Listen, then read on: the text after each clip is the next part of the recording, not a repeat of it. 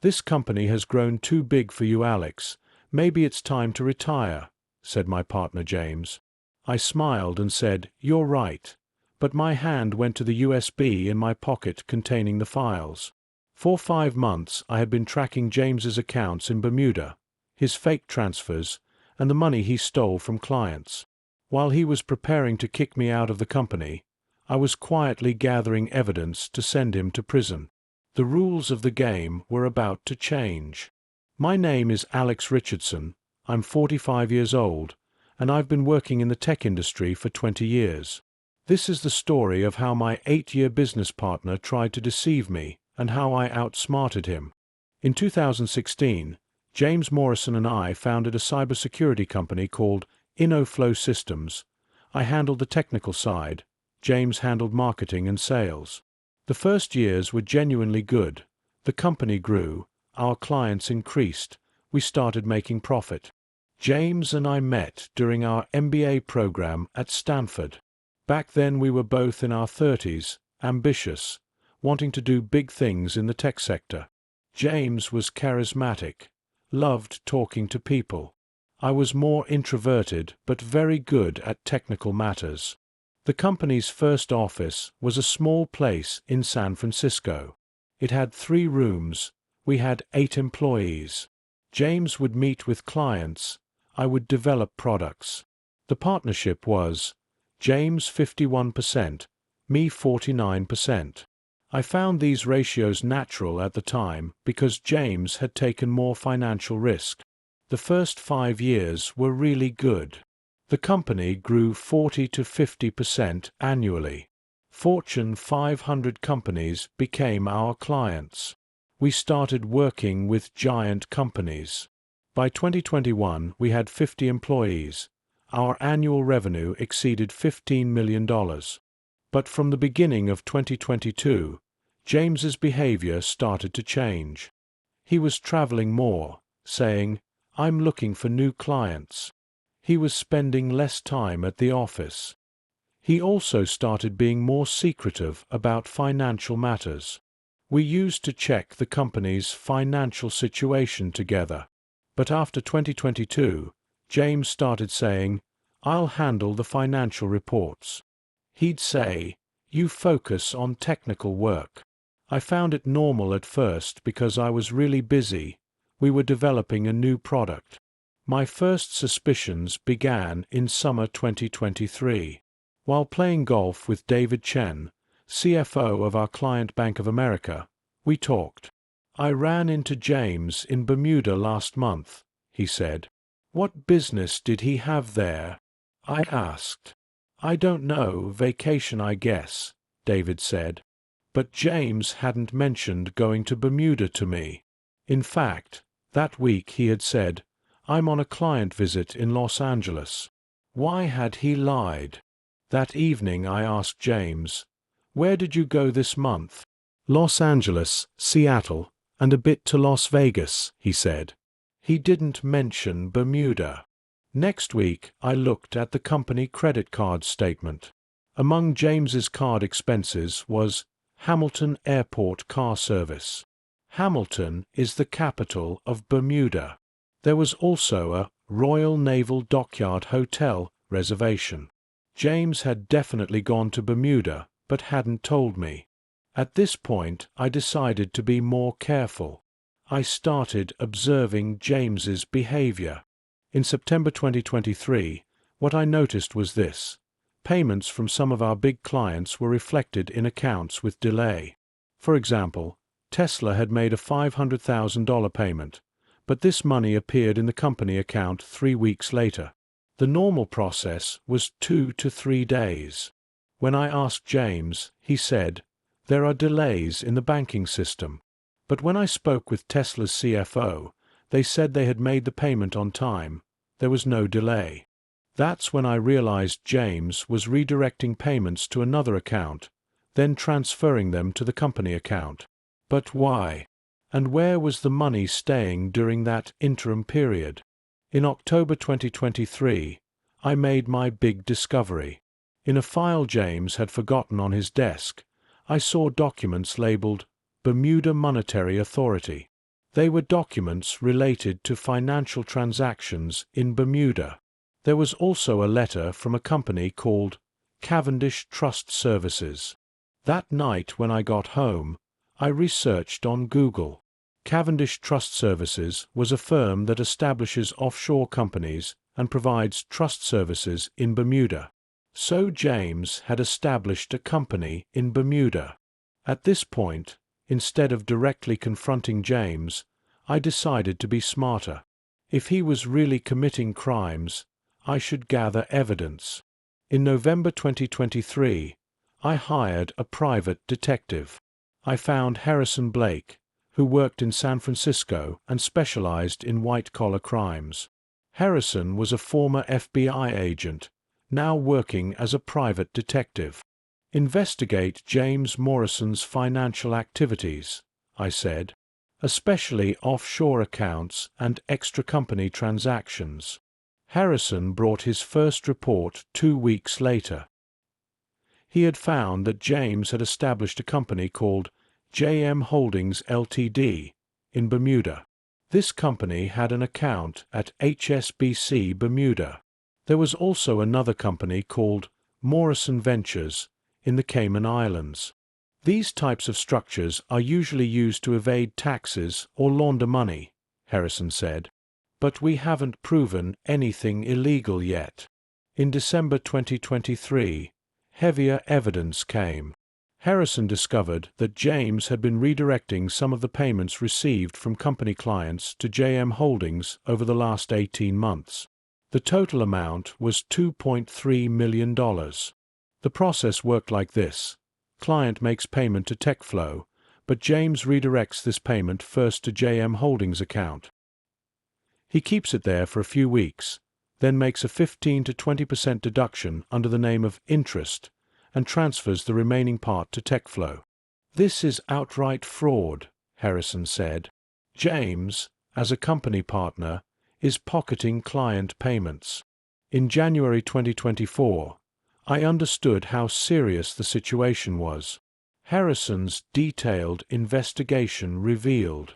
In the last 2 years, James had stolen a total of $4.8 million.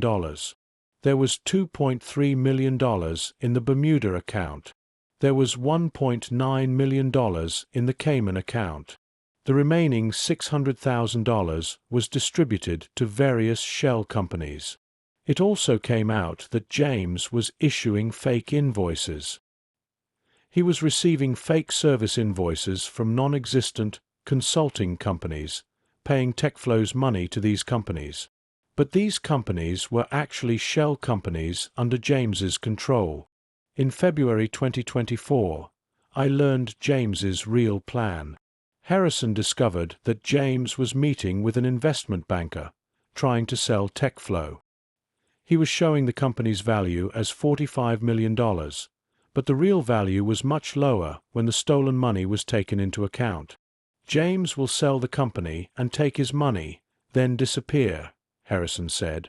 You'll think you're getting $22 million without understanding anything, but in reality the company will have already been emptied. At this point I had to make a decision. I could expose James immediately. But there was a smarter way. In March 2024, I started making my own plan. First I found a very good white-collar crime attorney, Michelle Chen. She was a Stanford Law graduate, former federal prosecutor. What you need to do in this situation is clear, Michelle said. Report to the FBI. File a criminal complaint against James. Your evidence is very strong. But James is trying to kick me out of the company, I said. If I act now, he might fire me for another reason. Then wait, Michelle said. When James tries to fire you, we'll act at that moment. This way you'll be in the victim position and you can use all your evidence. Throughout April-May 2024, I continued monitoring James's behavior. He was now openly trying to distance me from the company. "Alex, you look very tired," he'd say. "Maybe you should take some vacation." He stopped inviting me to meetings. He was making important decisions without me. I learned he was spreading rumors to clients that Alex is thinking about retirement. In June 2024, Harrison gave his final report. The total amount James had stolen had reached $5.2 million. He was now taking money from the company's safe almost every month. It also came out that James had bought a luxury apartment in London. The $2.8 million apartment was purchased under the name of JM Holdings. The plan was clear. James would take his money and escape to London. The first week of July 2024 was when James made his final move. "Alex, I need to tell you something important," he said Monday morning.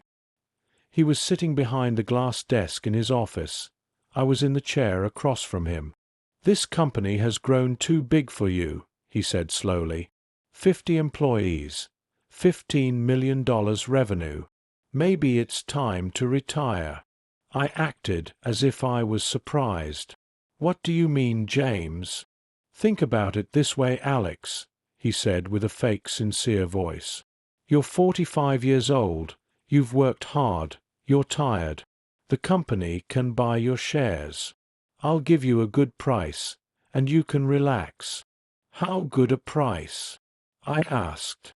$5 million, he said. Immediately, cash.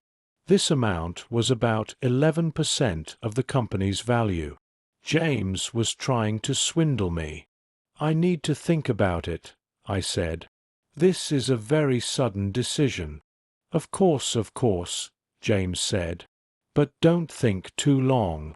Market conditions are changing. Opportunities are slipping away." After that meeting, I called Michelle Chen. "James made his move," I said. "What do we do now?" "Perfect timing," Michelle said. "Tomorrow we're going to the FBI." Tuesday morning, Michelle and I went to the San Francisco FBI office. Special Agent Linda Rodriguez met us. She was the head of the White-Collar Crimes Division. We gave Agent Rodriguez all the evidence Harrison had gathered. Bank records of offshore accounts, examples of fake invoices, money transfer records, documents of James's fake companies, records of client payment redirections. "This is a very comprehensive file," Rodriguez said. "Mr. Morrison has committed serious crimes: fraud, money laundering, tax evasion. We can file separate charges for each." "How long will it take?" Michelle asked. "We'll issue an arrest warrant within 2 to 3 weeks," Rodriguez said. "But first we need to freeze the offshore accounts. If Morrison goes after the money, he might destroy evidence." Wednesday, James talked to me again. "Alex, have you made your decision?"